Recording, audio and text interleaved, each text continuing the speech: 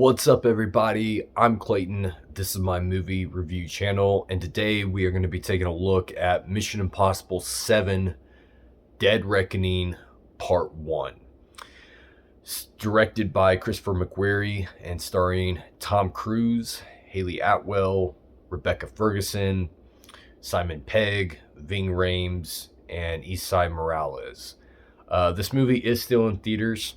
So I do want to say right off the bat, spoiler alert, there will be some spoilers in this review. So if you have not seen it, might want to turn it off, go check the movie out first, and then come back and watch it. So you've been warned ahead of time. There will be some spoilers in this review. I do have to say, though, before we get into my thoughts, I've only seen this movie once. So my thoughts and my rating of this film could change upon further views down the road, because that's often the case with a lot of these movies, especially with these MI movies. My thoughts and opinions change with multiple viewings. So after just one watch, I do have to say I liked it. I did like this movie overall. It was a positive experience for me. There are some negatives I do have with this film. It wasn't perfect, but overall, I liked it, and I had a positive experience with the film. So, one of the things I want to say to begin with in this review that I liked about it was killing off Ilsa, Rebecca Ferguson's character. I like that they did that because we're 7 movies in and all of these characters are surviving. Like every film, they're always making it to the end and not, no one's being killed off. And my reasoning factors only are going to stretch so far before I can't buy it anymore, because these movies are not set in, sci-fi fiction. These aren't, it's not Star Wars. They're not superhero movies where these characters have superpowers or whatever. Like, it's set in reality. Like, it's set in a real world type setting where laws of logic and reason still apply here. So knowing that, my reasoning factors are only going to stretch and buy into so much of the stories and characters here. So the fact that we're 7 movies in, and for 6 movies straight, like, they weren't killing off any of the main cast. I know they killed Alec Baldwin in Fallout, but he wasn't really a main cast. He was only in 2 of the films and had a minor role in those films. So I'm talking main cast members here. Benji, Luther, Ethan, Ilsa at this point was one of the main characters. One of them has got to go by this point, and I like that they finally realized that and killed off Ilsa. And I thought it was done in a respectful way to the character.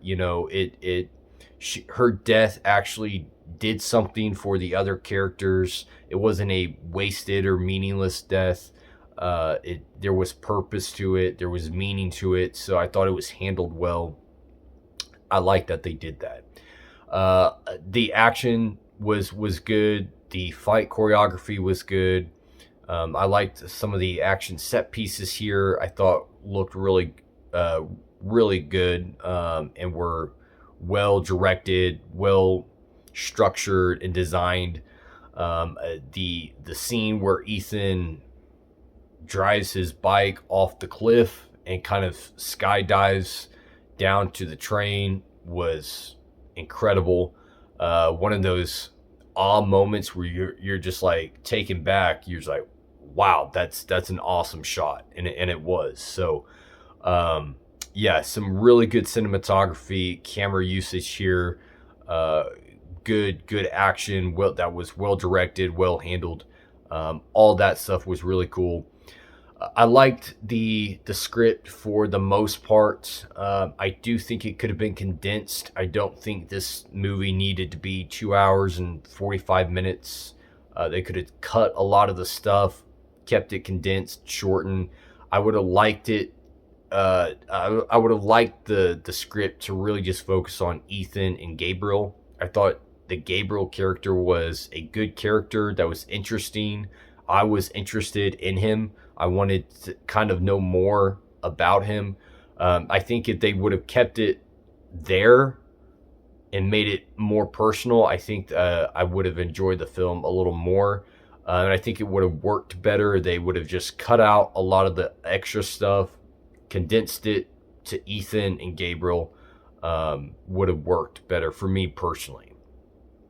Um, I also did like some of the character, like the new character of Grace that was played by Haley Atwell. I liked her as a character.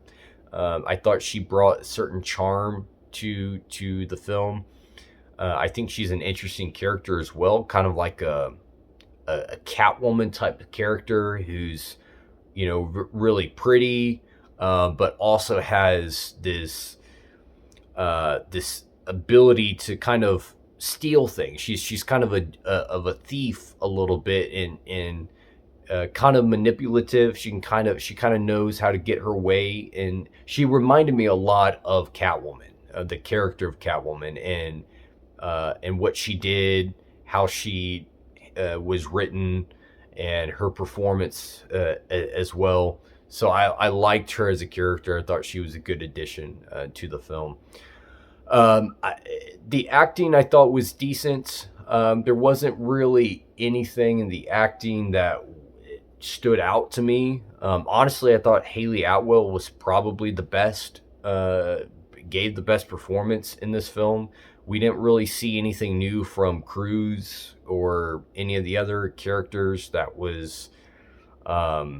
really stood out to me. So the acting was decent, was fine. It didn't None of it gave me like a negative experience, but there's only so much you can do with these characters 7 movies in.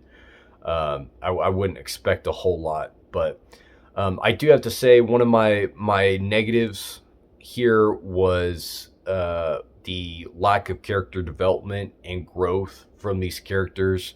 We're 7 movies in, and the main cast here are still repeating the same beats 7 movies in. We're not learning anything new about these characters that we didn't already know. We're not seeing them put in new situations that we haven't seen them be in before, or how they handle the situations. So I would like to see something new presented here to these characters.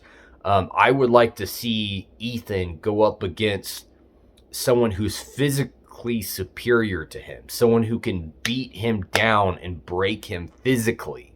We haven't ever seen that. I think that would present a new challenge to Ethan and would actually present an opportunity for character growth and development there, because we would get to see how Ethan would deal with a threat like that, a situation like that, how he would come back from that. There are things you can do to still develop your characters more. And we haven't gotten that. Luther is the exact same in every one of these movies. We've never seen Luther be put in a new situation where he has to grow or develop as a character. Benji, we've seen a little bit of growth from Benji in the films. Nothing huge, nothing drastic. So I would like that. We're 7 movies in. Give me something new. Give me something fresh. Let me see some growth and development from these main characters. If you're not going to kill them off, let's see some growth and development there. And we haven't really gotten that. So I would like to see some more of that in these films. But overall, I would give this movie 3 stars. I liked it. I thought it was good. I had a positive experience with it.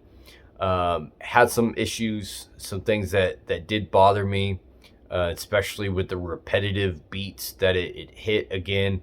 But the reason I put this above Fallout is because I think the action was a little bit better. I like that they actually killed off one of the main cast members.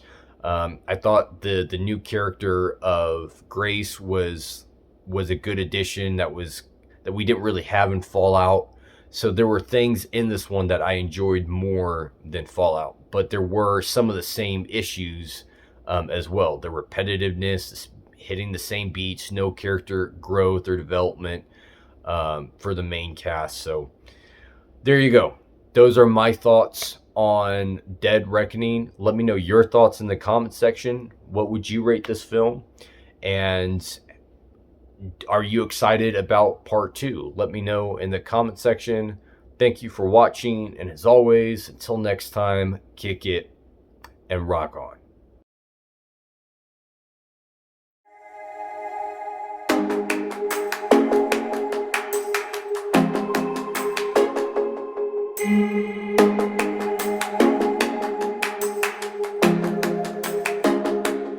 Thank you.